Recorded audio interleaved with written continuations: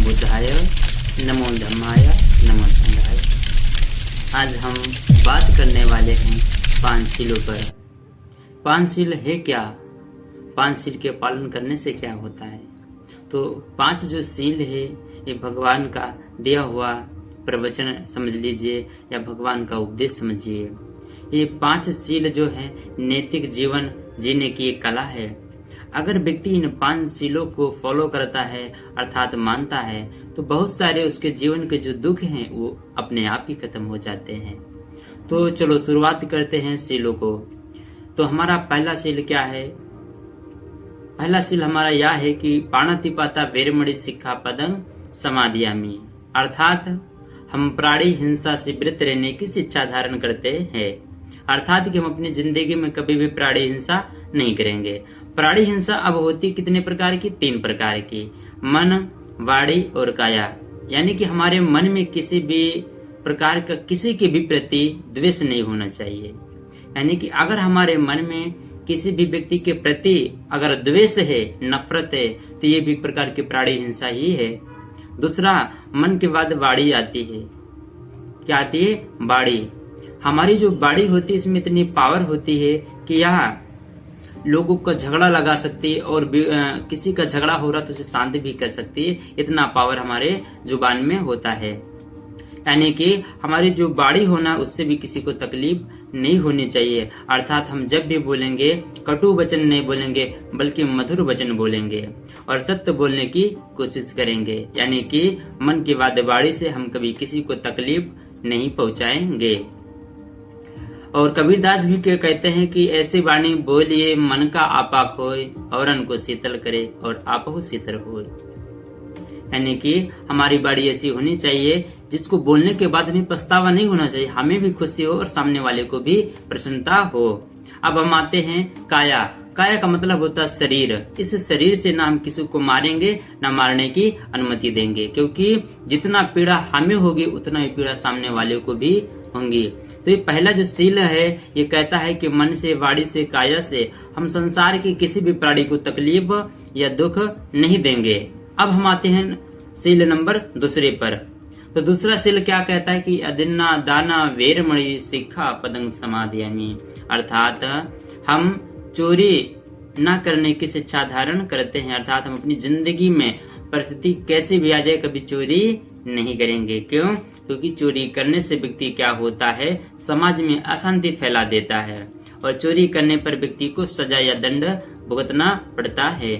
तो कभी भी कितनी भी परिस्थिति खराब हो जाए कभी चोरी नहीं करना चाहिए। यह दूसरा शील ऐसा कहता है। अब हम देखते हैं तीसरा शील हमारा क्या कहता है।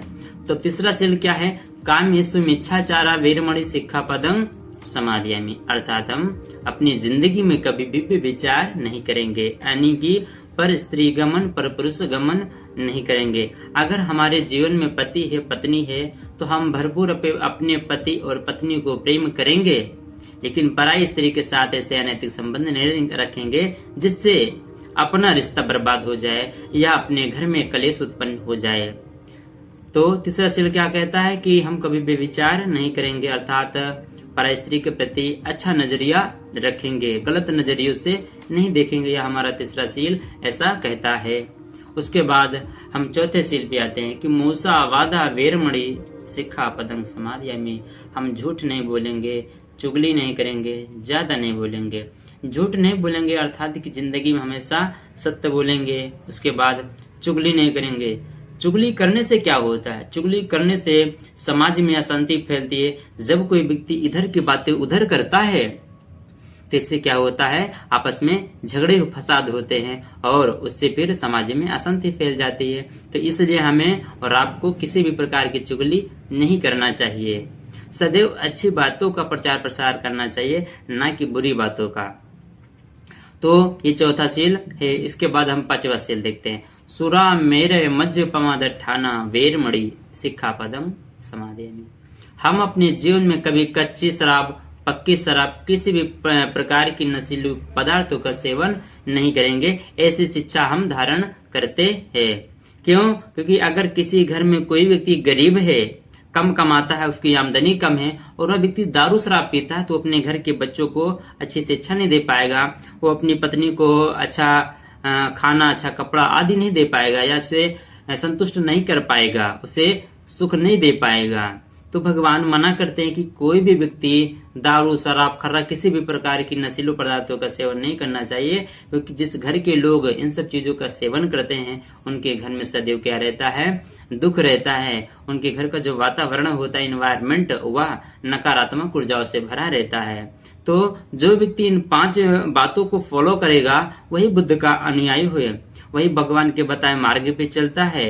यानी कि इन 5 बातों को जो फॉलो करता है, अर्थात इन 5 शीलों को जो अपने आचरण में लाता है, उसके जीवन से दुख अपने आप ही दूर हो जाता है। तो सभी का दायित्व और कर्तव्य होता है कि वो पंचशील में रमण करे, क्योंकि शील से बड़ा कोई सुख नहीं है। अगर व्यक्ति शीलवान होता है तो उसे किसी का भय नहीं होता, उसे किसी को और उसे किसी का डर भी नहीं होता है। इसलिए हर व्यक्ति का दायित्व कर्तव्य होता है कि वो शीलों में प्रतिष्ठित हो जाए, क्योंकि शीलवान व्यक्ति अकेले रहे, 10 लोगों के साथ में कहीं भी रहता है तो वहां भी उसको सुख प्राप्त होता है। इसलिए हमारा और आपका दायित्व होता है कि भगवान के बताए हुए मार्ग को फॉलो करें और उस पे चल के अपने जीवन के दुखों का अंत कर दें।